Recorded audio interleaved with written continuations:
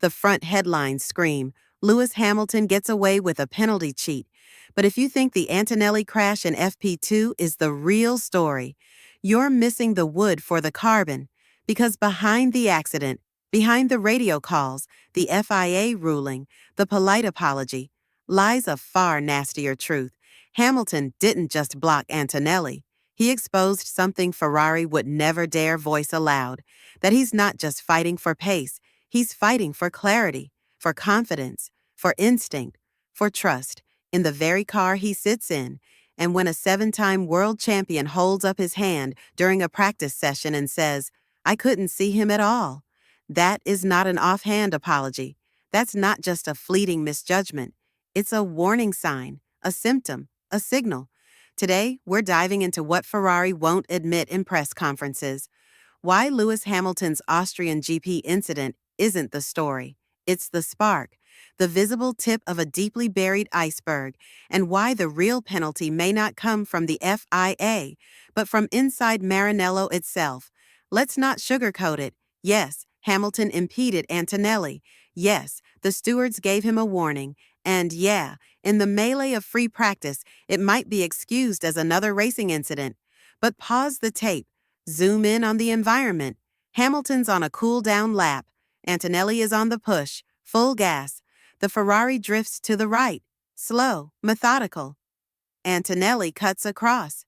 Here's the problem. Hamilton didn't trust his mirrors, didn't trust the car's visibility. And when he testified, declaring, I couldn't see Antonelli at all, you could almost hear the real message there. I don't know what this car is telling me anymore.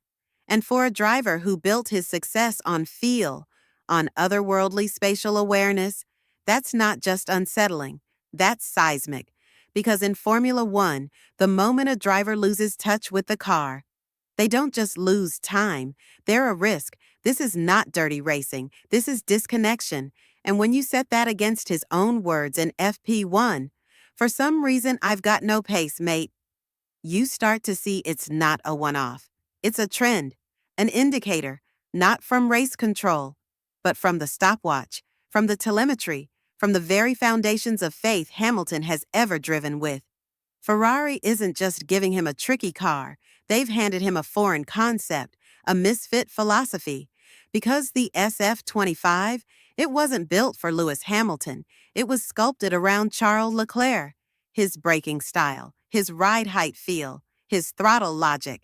And now Hamilton, the most instinctive driver of his generation, is being asked to translate a machine in a language that isn't his. Let's talk tech. Ferrari's ride height, compromised, rear suspension, nervous under deceleration. Brakes, Brembo, not the carbon industry feel he's depended on for over a decade. You don't just relearn that at 40. You can get used to, you can grind. But trust? That takes time.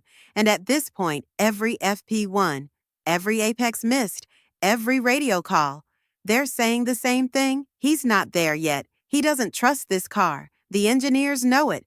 The data tells them so. And in Austria, the world finally saw it, when a rookie had to jink from the man many still call the GOAT. But here lies the hard truth. Formula One does not give sympathy points. No one cares about how difficult your setup is. You deliver, or you're outgunned. Leclerc already delivered podiums. Hamilton still waiting for his first Sunday top 3 in red. That's not just statistics. That's political capital, bleeding out lap by lap.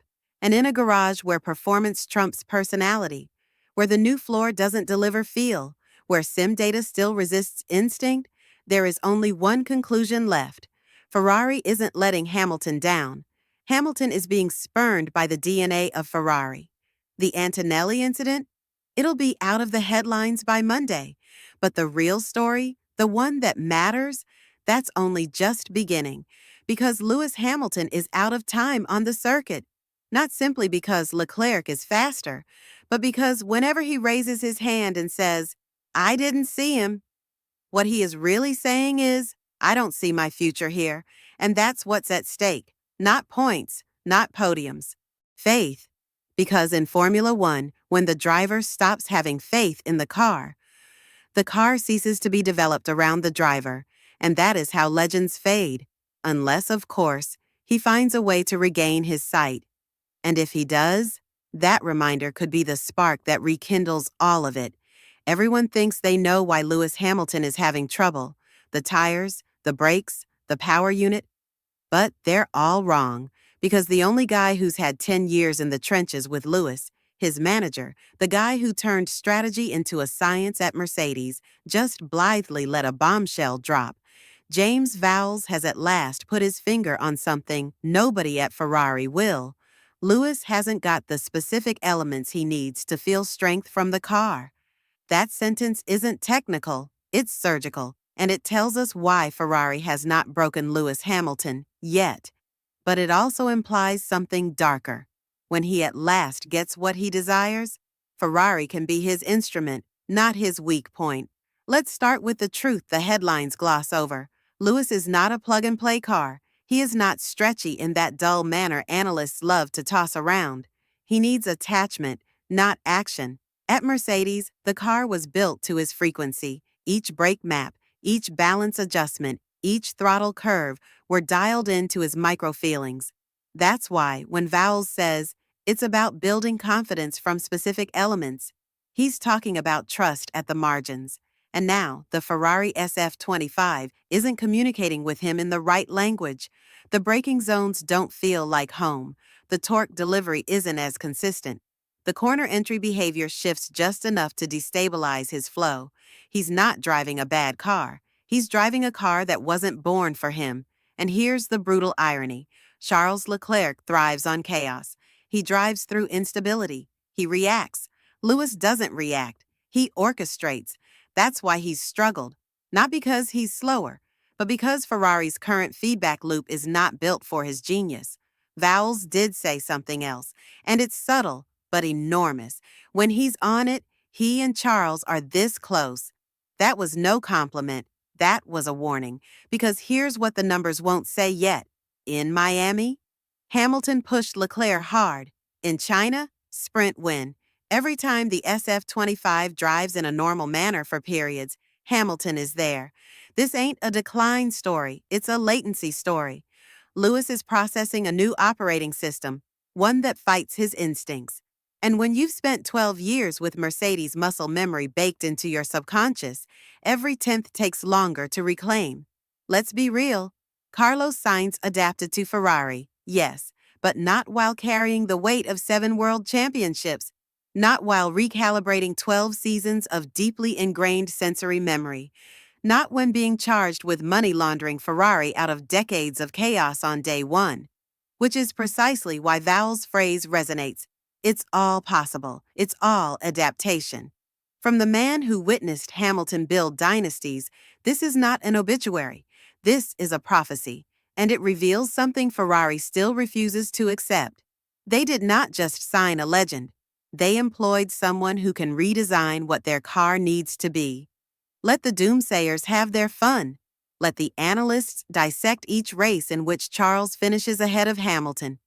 They just don't comprehend. Because here's the reality Vowles realizes, and gradually, Ferrari is coming to understand.